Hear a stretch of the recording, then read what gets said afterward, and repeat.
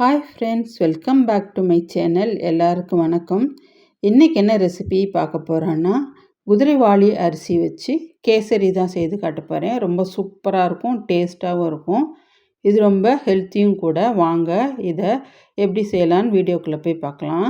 இதுக்கு 1 கப் அளவுக்கு குதிரைவாலி அரிசி எடுத்திருக்கேன். இதில் தூசி கல் நிறையா இருக்கும், சின்ன சின்ன கல்லாக இருக்கும். அதனால் முதலே சுத்தம் பண்ணி எடுத்துருங்க. இதை ஒரு பவுலில் போட்டுக்கோங்க. போட்டுட்டு ஒரு 4-5 முறை நல்லா கழுவி எடுத்துக்கோங்க. கழுவ நம்மளுக்கு கருப்பு தண்ணியாக தான் வரும்.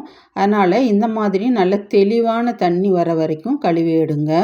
சிறுதானியங்களை அடிக்கடி நம்ம உணவில் சேர்த்துக்கிறணும். அதை இந்த மாதிரி வித்தியாசமான விதத்தில் செஞ்சு கொடுத்தீங்கன்னா எல்லாருமே விரும்பி சாப்பிடுவாங்க.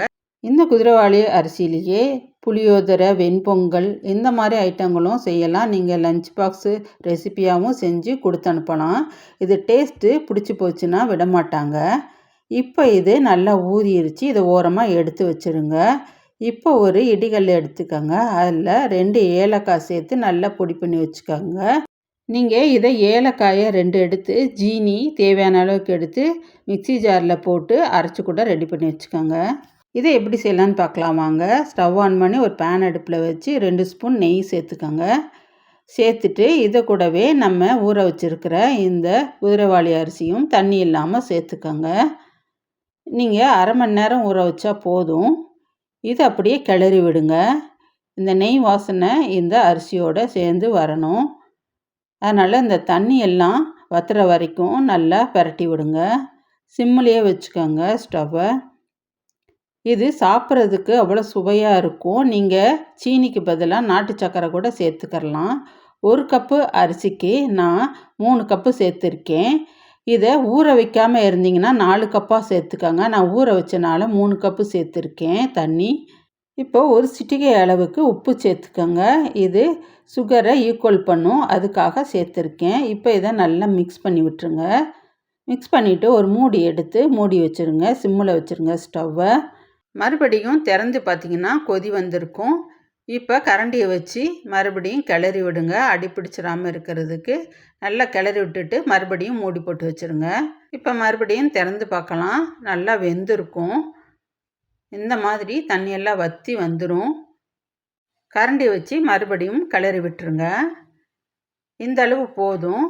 இப்போ ஃபுட் கலர் சேர்த்துக்கோங்க. சேர்த்துட்டு இது கூடவே தேவையான அளவுக்கு ஜீனி சேர்த்துக்கோங்க. இதுக்கு நான் 1/4 கப் அளவுக்கு ஜீனி சேர்த்துருக்கேன். உங்களுக்கு இனிப்பு எவ்வளோ தேவையோ அந்த அளவுக்கு கூடவோ குறைச்சோ சேர்த்துக்கலாம். இப்போ இதை எல்லா இடத்துலையும் இந்த கலர் மாறுற அளவுக்கு கிளறி விட்டுருங்க. மிச்சம் இருக்கிற இந்த சுகரையும் சேர்த்துக்கிறேன். சேர்த்துட்டு மறுபடியும் கிளறி விட்டிங்கன்னா சுகரெல்லாம் நல்லா மெல்ட் ஆகி வந்துடும். இது டேஸ்ட் பார்த்துக்கோங்க இந்த சமயத்தில் சுகர்லாம் சரியாக இருக்கான்னுட்டு. இப்போ இது கூடவே ஒரு 2 ஸ்பூன் அளவுக்கு கண்டன்ஸ் மில்க் சேர்த்துக்கிறேன். இது இன்னும் ருசியை தூக்கி கொடுக்கும். இது ரொம்ப டேஸ்ட்டாக இருக்குங்க. இந்த கேசரி கண்டிப்பாக செய்து பாருங்கள். இப்போ இதையும் நல்லா கிளறி விட்டுருங்க. இந்த மாதிரி நம்ம சிறுதானியங்கள் உணவு அடிக்கடி எடுத்துக்கிட்டோம்னா நம்மளுக்கு ஹெல்த்தாகவும் இருக்கும், டேஸ்ட்டும் எல்லாருக்கும் பழகி போயிடும். இதுலேயே நம்ம தோசை, இட்லி இந்த மாதிரியும் செஞ்சு சாப்பிடலாம். இப்போ எல்லாத்தையும் நல்லா மிக்ஸ் பண்ணியாச்சு. ஸ்டவ்வை ஆஃப் பண்ணி விட்டுருங்க. இப்போ பொடிச்சு வச்சுருக்க ஏலக்காயை இதில் சேர்த்துக்கரலாம். சேர்த்துட்டு அதையும் நல்லா மிக்ஸ் பண்ணி விட்டுருங்க. இல்லாட்டி எசன்ஸ் கூட நீங்கள் சேர்த்துக்கலாம். ஏதாவது ஒரு ஃப்ளேவரு உங்களுக்கு பிடிச்ச மாதிரி சேர்த்துக்கோங்க. இப்போ இதையும் நல்லா மிக்ஸ் பண்ணி விட்டுருங்க. இப்போ இது ரெடி ஆகிருச்சு. இதை அப்படியே வச்சுருக்கேன்.